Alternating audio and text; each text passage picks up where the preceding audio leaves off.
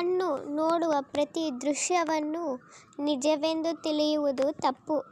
ಕಿವಿ ಕೇಳುವ ಪ್ರತಿ ಮಾತು ಸತ್ಯವೆಂದು ಅಂದುಕೊಳ್ಳುವುದು ಇನ್ನೂ ತಪ್ಪು. ನೋಡಿದ್ದನ್ನು ಕೇಳಿದ್ದನ್ನು ಕುರುಡಾಗಿ ನಂಬಿ ಒಬ್ಬರ ವ್ಯಕ್ತಿತ್ವವನ್ನು ನಿರ್ಧರಿಸುವುದು ಎಲ್ಲದಕ್ಕಿಂತ ದೊಡ್ಡ ತಪ್ಪು. ಬಿಸಾಡಿದ ಬೀಜಗಳೇ ಕೆಲವು ವರ್ಷಗಳಲ್ಲಿ ಮಹಾವೃಕ್ಷಗಳಾಗಿ ಬೆಳೆಯುವ ಹಾಗೆ ಬಹಿಷ್ಕರಿಸಿದ ವ್ಯಕ್ತಿಗಳು ಕೆಲವು ದಿನಗಳಲ್ಲಿ ಉನ್ನತ ಮತ್ತು ಮಹಾಶಕ್ತಿಗಳಾಗಿಯೂ ಬೆಳೆಯಬಲ್ಲರು.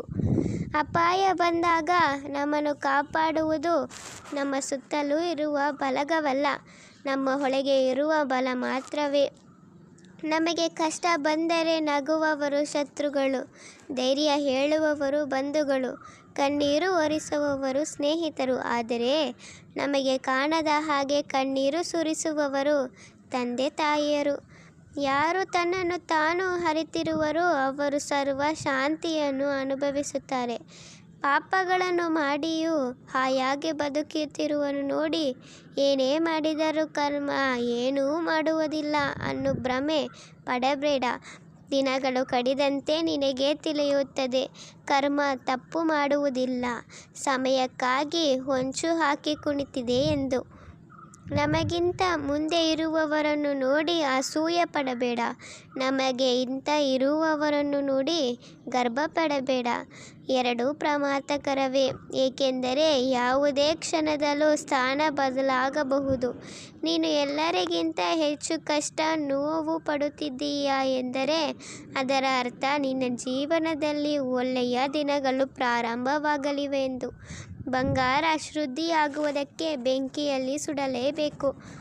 ಮನುಷ್ಯನಿಗೆ ಬೆಟ್ಟದಷ್ಟು ಕಷ್ಟಗಳಿದ್ದರೂ ಹಲವಿನಷ್ಟು ಧೈರ್ಯ ಕೊಡುವ ಮನುಷ್ಯ ಇದ್ದರೆ ಸಾಕು.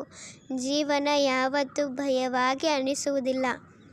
ಗಾಳಿ ಅನ್ನುವುದು ಕಾಣಿಸದಿದ್ದರೂ ಸಮಸ್ತ ಜೀವಿಗಳಿಗೆ ಪ್ರಾಣ ಕೊಡುತ್ತದೆ. ಹಾಗೆ ನಾವು ಮಾಡುವ ಸಹಾಯ ಪ್ರಚಾರ ಆಗದೇ ಇದ್ದರೂ ಮನಸ್ಸಿಗೆ ಪ್ರಶಾಂತತೆ ಕೊಡುತ್ತದೆ.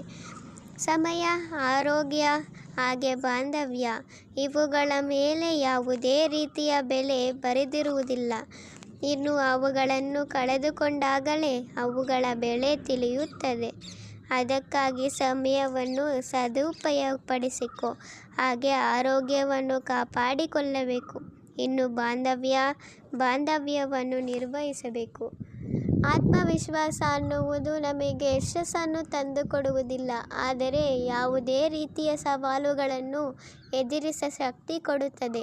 ನೆನಪಿಟ್ಟುಕೊಳ್ಳಿ, ತನಗೆ ತಾನೇ ಗುರುವಾಗಿ ಸ್ವಂತವಾಗಿ ಕಲಿಯುವವನು ಸರ್ವಶ್ರೇಷ್ಠ ಜ್ಞಾನವನ್ನು ಹೊಂದಿರುತ್ತಾನೆ.